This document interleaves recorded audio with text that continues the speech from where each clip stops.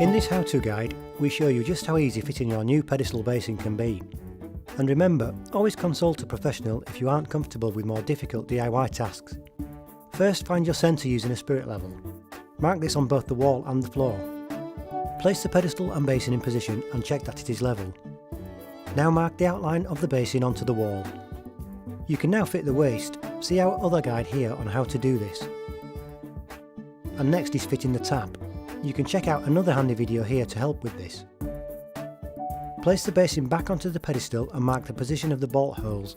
Some pedestals come with the option of fixing to the floor. If so, mark these as well. Before drilling, check for wires and pipes, then use masking tape to prevent the drill bit from slipping while drilling. And remember to use the correct safety equipment when using tools. Insert the wall plugs and fixing bolts provided with your basin. With your basin secure, measure and cut the waste pipe to size. Watch our video here for help on fitting your trap.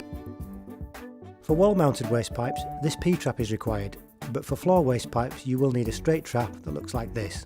With the trap in place, connect the hot and cold inlets. Turn on the water supply and place the pedestal in position. Finish the installation by sealing all joins with silicone. You can use tape to ensure a neat finish when sealing.